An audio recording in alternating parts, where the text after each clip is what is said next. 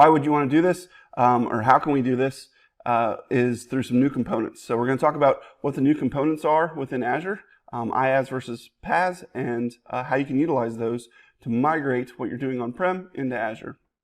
So the first answer to the question, or the first question is, hey, can we even do this? Is it a good idea? Should we be putting our traditional BI workloads where we're using the SQL Stack, SSIS, relational databases, SSAS? Should we be putting those in Azure? And the answer is yes, it's a great place for it. There's a lot of new capabilities there. So the first way we could do it, and we've been able to do this for a while now, is to run them via SQL VMs within the cloud, within Azure.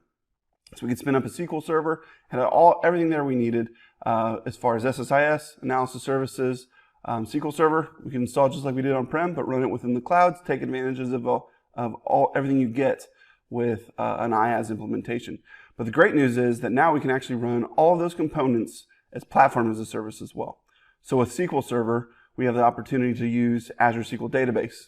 We also have the opportunity, if your workload is the right workload, to use Azure SQL DW. If we're getting to some of those larger size volumes, and we could take advantage of distributed queries and distributed big data workloads within a SQL environment, then Azure SQL DW is a great solution for that. For SSIS, some of the new capabilities within Azure Data Factory actually allow us to run SSIS packages now in the cloud.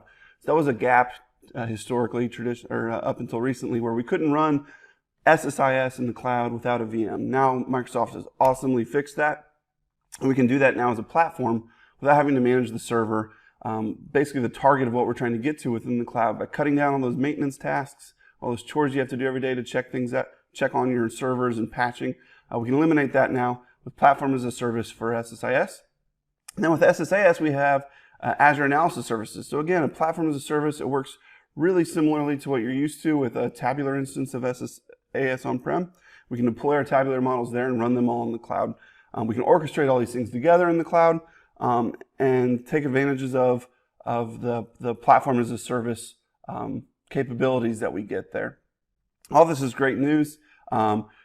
Really exciting time to be in BI and be in IT to be able to deploy these things. So if you've been waiting to go to the cloud, waiting for some good platform as a service offerings, now's the time to start looking into that.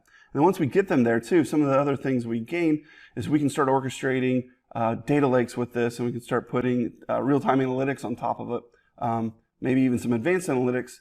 We can spin all these things up in our environment now within Azure all around what we've traditionally done for years in a BI workload. So if you're interested in any of this, would like to talk to us more about it, click on the link down below, and we'd be happy to talk to you more about it. Thanks.